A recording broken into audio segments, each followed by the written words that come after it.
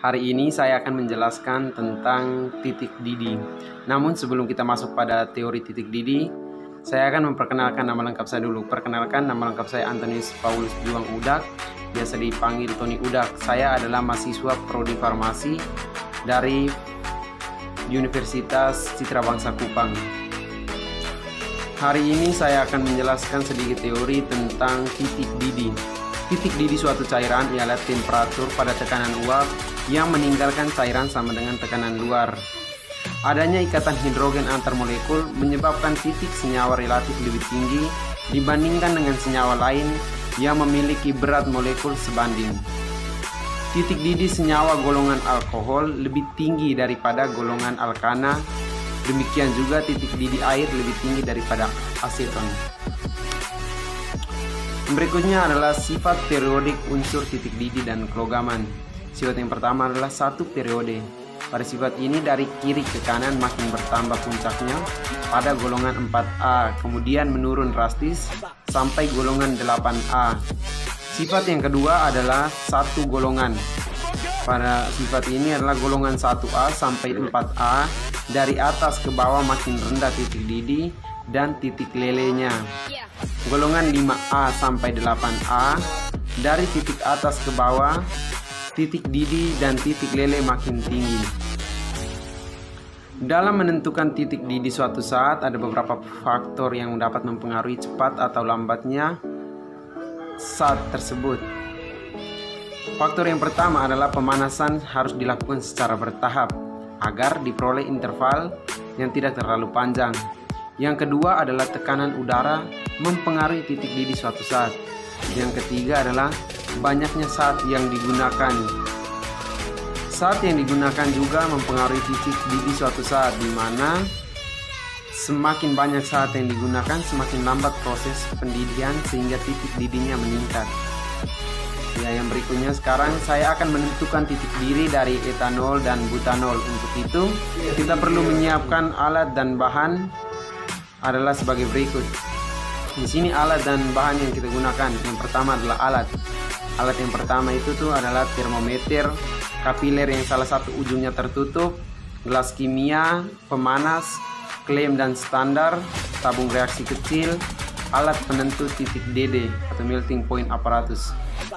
Yang berikutnya adalah kita harus menyiapkan saat-saat yang digunakan sebentar. Yang pertama adalah parafin, dan yang kedua saat yang ditentukan titik didihnya tadi itu adalah etanol dan butanol. Yang berikutnya kita masuk pada tahap cara kerjanya.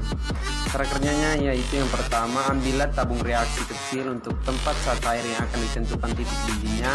Kemudian zat cair yang akan ditentukan titik didihnya itu dimasukkan ke dalam tabung reaksi kecil sebanyak 8-10 ml dari dasarnya. Yang kedua, pipa kepiler yang diambil lalu dihadapkan ke bawah ke dalam tabung reaksi kecil yang berisi zat cair yang akan ditentukan titik didihnya. Yang ketiga adalah tabung reaksi kecil yang di dalamnya berisi pipa kapiler, dan saat yang akan ditentukan titik didihnya diikat pada termometer di mana ujung tabung reaksi kecil sejajar dengan ujung bawah termometer. Selanjutnya, gelas kimia diambil kemudian diisi dengan parafin secukupnya dan diletakkan di atas pemanas. Termometer pada standar dipasang dengan bantuan klem dan termometer dicelupkan pada cairan parafin di dalam gelas kimia yang berada di atas pemanas. Selanjutnya, pemanas dipanaskan dan selama pemanasan sekali-sekali cairan parafin diaduk. Zat cair dalam kapiler diamati, begitu juga dengan temperaturnya. Termometer dibaca bila zat cair dalam tabungan reaksi kecil membentuk gelembung-gelembung kontinu yang berbentuknya seperti kalung. Berikutnya adalah untuk penentuan titik didihnya. Setelah kita melakukan percobaan tadi, data yang kita peroleh di sini adalah sebagai berikut. Data yang diamati titik didihnya, yang pertama adalah etanol. Wujud zatnya adalah cair, warna gelembungnya adalah bening. Yang kedua adalah butanol. Wujudnya adalah cair, warnanya bening. Di sini ada tabel, ya teman-teman bisa lihat ada nomor, nama zat, suhu awal, mulai mendidih dan terbentuk gelembung. Yang pertama, nomor 1 adalah etanol. suhu awalnya 28 derajat desiul, mulai mendidih pada 45 derajat Celcius. Terbentuknya gelembung pada derajat ke 89 derajat Celcius. Yang kedua adalah butanol.